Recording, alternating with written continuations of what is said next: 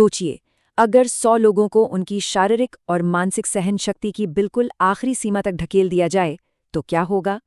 इस एक्सप्लेनर में आपका स्वागत है, जहां हम एक ऐसे ही पागलपन भरे हाई स्टेक्स एक्सपेरिमेंट को डिकोड करने वाले हैं जिसने इंसानी लिमिट्स का सच में टेस्ट ले लिया। आइए इस पूरी घटना को स्टेप बाय स्टेप समझते हैं। चलिए सीधे मुद्दे पर आते हैं और उस इनाम पर नजर डालते हैं जिसने इस पूरी प्रतियोगिता की नींव रखी। $2.4 मिलियन, यानी करीब $24 लाख का एक आलीशान प्राइवेट जेट। मतलब ये सिर्फ एक इनाम नहीं है, ये लिटरली किसी की भी पूरी जिंदगी पलट देने की ताकत रखता है। इसी भारी भरकम इनाम ने ये तय किया कि प्रतिभागी इसे जीतने के लिए किस हद तक जाने को तैयार होंगे। जाहिर है, जब दांव पर इतना कुछ लगा हो तो लोग अपनी नॉर्मल लिमिट्स को पार करने के लिए मजबूर हो ही जाते हैं। अब देखिए, शुरुआत में तो 100 पायलट थे, लेकिन इन आंकड़ों को देखकर ही पता चल जाता है कि शुरुआती छटनी कितनी बड़ी और ब्रूटल थी। पहले ही चैलेंज में, जहां 40,000 पाउंड के भारी भरकम प्लेन को खींचना था, सीधे 66 लोग बाहर हो गए। इसके तुरंत बाद 60 मील प्रति घंटे की रफ्तार वाले जेट ब्लास्ट ने 15 और लोगों को उड़ा दिया। मतलब 100 में से सिर्फ 19 लोग ही अगले राउंड तक पहुंच पाए। इस विशाल छटनी ने तुरंत साफ कर दिया था कि भाई ये कोई आसान खेल नहीं होने वाला।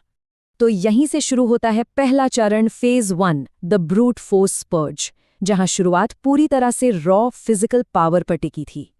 चैलेंज का स्केल लिटरली डराने वाला था।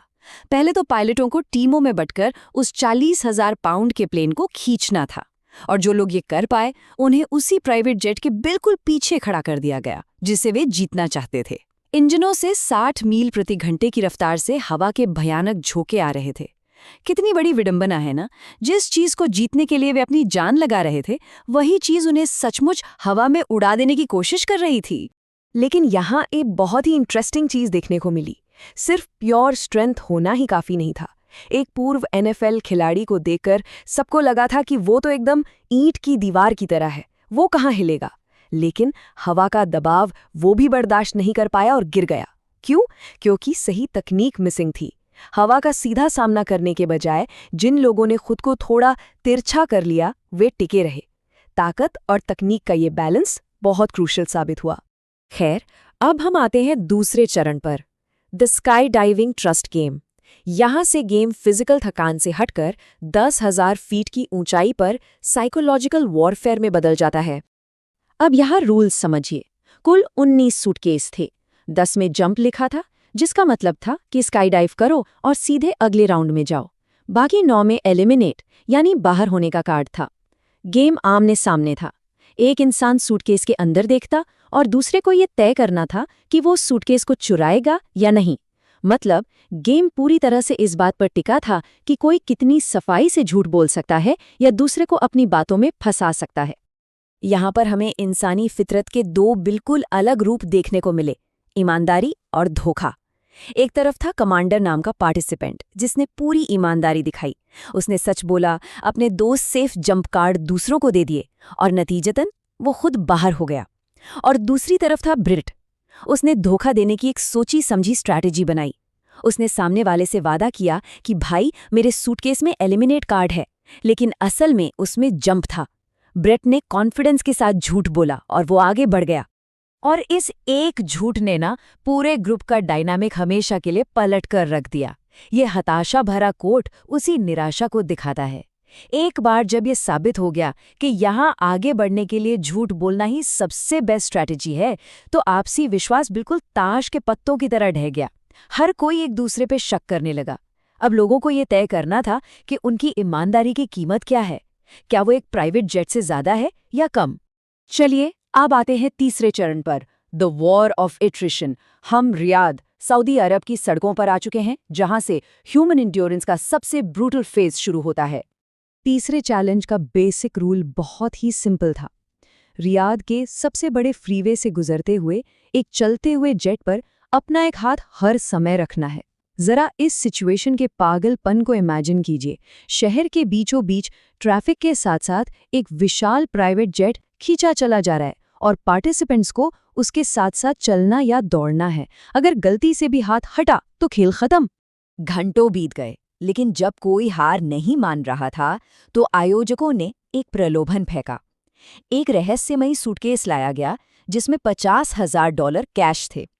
शर्त ये थी कि जो भी सबसे पहले जेट से अपना हाथ हटाएगा वो ये सारा कैश लेकर घर जाएगा। जोसेफ नाम के एक पार्टिसिपेंट ने तुरंत अपना गणित लगाया।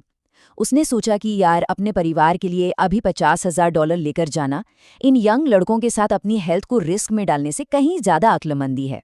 उसने पैसा उठाया और वो गेम से बाहर हो गया। अब देखिए कि कैसे चीज़ें और भी ज़्यादा एक्सट्रीम होने लगती हैं। जब लगातार चलने के बाद भी कई लोग डटे रहे तो रूल्स को एकदम क्रूर कर दिया गया। स्टेप 1, अब पूरा हाथ नहीं, सिर्फ एक उंगली जेट पर रहेगी। स्टेप 2, वो उंगली एक छोटे से लाल स्क्वायर के अंदर ही रहनी चाहिए। और फिर स्टेप 3, जो सबसे भयानक था, अब आपको एक पैर पर खड़ा होना है।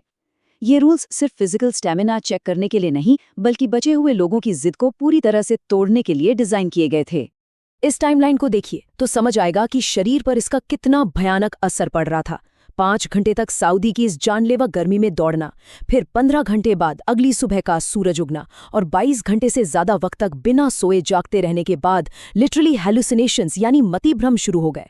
नींद की कमी और इतनी भयंकर थकावट की वजह से लोगों का दिमाग इतना सुन्न हो गया कि वे चुपचाप गलतियां करने लगे, यहां तक कि उन्हें याद ही नहीं रहा कि वे कहाँ हैं। पर सबसे डरावना मोमेंट तब आया जब सैमुअल नाम का पार्टिसिपेंट सचमुच बेहोश होकर गिर पड़ा। मैंने लिटरली सिर्फ सफेद रंग देखा और मैं गिर गया। ये वो एक्सट्रीम मेडिकल लिमिट है जहां इंसान का शरीर उसके दिमाग से कंट्रोल छीन लेता है और खुद को पूरी तरह से शट डाउन कर लेता है। वो मेंटली हार नहीं मानना चाहता था, लेकिन 22 घंटों के उस भयानक स्ट्रेस के बाद उसके शरीर ने पूरी तरह से जवाब दे दिया था। और इसके बाद हम पहुंचते हैं इस एक्सप्लेनर के आखिरी और सबसे टेंशन वाले फेज पर, फेज 4, द फाइनल नेगोशिएशन, जहां फिजिकल चैलेंज अचानक से एक साइकोलॉजिकल स्टैंड ऑफ में बदल गया। अब सवाल ये है कि आखिरी बचे हुए ये 3 लोग आखिर हार क्यों नहीं मान रहे थे। इसके पीछे उनके बहुत ही डीप इमोशनल कारण थे। एक प्रतिभागी पिछले 5 साल से IVF के जरिए एक बच्चा प्लान करने की कोशिश कर रहा था। दूसरा इस जेट को जीतकर अपना खुद का चार्टर बिजनेस शुरू करना चाहता था। और तीसरा अपनी 3 बेटियों के फ्यूचर को सिक्योर करने के लिए अपनी पूरी जान लगाए हुए था। मतलब अब ये सिर्फ पैसा नहीं था, ये उनकी जिंदगी के सपने थे। तो क्रूशियल पॉइंट ये है कि आयोजकों ने यहाँ एक भयंकर ट्विस्ट डाल दिया। उन्हें सिर्फ 1 घंटे का अल्टीमेटम दिया गया। 1 घंटा जिसमें उन्हें आपस में ही ये तय करना था कि विनर कौन होगा। अगर इस 1 घंटे के बाद 1 से ज्यादा लोगों का हाथ जेट पर रहा तो किसी को कुछ नहीं मिलेगा, गेम ओवर। जरा सोचिए, नींद से मरे जा रहे, पूरी तरह से टूट चुके इन लोगों को अब एक टिक टिक करती घड़ी के प्रेशर में करोड़ों की प्रॉपर्टी के लिए नेगोशिएट करना था। और यहीं पर इनके बीच एक जबरदस्त क्लैश शुरू हो गया। कोई भी पीछे हटने को तैयार नहीं था। एक का कहना था कि भाई कोई क्विज करा लो या फिजिकल टास्क करवा लो ताकि जो जीते वो अपनी मेहनत से जीते। लेकिन दूसरे का तर्क था कि देखो हम सब बराबर थके हुए हैं, इसलिए पर्ची निकालना या किस्मत पर छोड़ देना ही इस सिचुएशन में इकलौता फेयर तरीका है। अब टाइम खत्म हो रहा था और फ्रस्ट्रेशन अपने पीक पर थी। ये लाइन सुनिए, बड़े बुजुर्ग लोग कॉम्पीट नहीं करना चाहते, ये बस चाहते हैं कि एयरप्लेन इन्हें गिफ्ट में दे दिया जाए। ये साफ दिखाता है कि उनके बीच कितनी तीखी बहस और चिढ़ मच चुकी थी। उनकी ये जिद उन्हें एक ऐसी कगार पर ले आई थी जहां लिटरली कुछ ही मिनटों में वे तीनों उस करोड़ों के इनाम को हमेशा के लिए खोने वाले थे। और ये मोमेंट बहुत ही शानदार तरीके से दिखाता है कि कैसे बिल्कुल आखिरी सेकंड्स में उन्होंने कॉम्प्रोमाइज किया। जब कुछ ही मिनट बचे थे, वे किस्मत के फैसले पर राजी हो गए। 3 सूटकेस लाए गए, जिनमें से एक में गोल्डन टिकट था। जिसने टिकट चुना वो जीत गया। पर सबसे कमाल की बात ये रही कि जो 2 लोग हारे, उन्होंने अपना वादा निभाया और बिना किसी धोखे के अपना हाथ जेट से हटा लिया। हालांकि अच्छी बात ये रही कि हारने वालों को भी $20,000 हजार का कॉन्सोलेशन प्राइज दिया गया। इस पूरे पागलपन को देखने के बाद कुछ बहुत ही गहरे सवाल हमारे सामने आकर खड़े हो जाते हैं।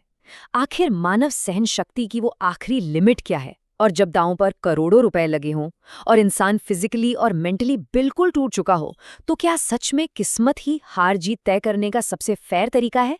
कभी सोचिएगा कि इतने घंटों की भयानक थकावट के बाद क्या उस जगह खड़ा कोई भी इंसान अपना हाथ इतनी आसानी से हटा पाता? ये गहराई से सोचने के लिए एक बहुत ही दिलचस्प सवाल है। इस एक्सप्लेनर में हमारे साथ बने रहने के लिए बहुत बहुत शुक्रिया।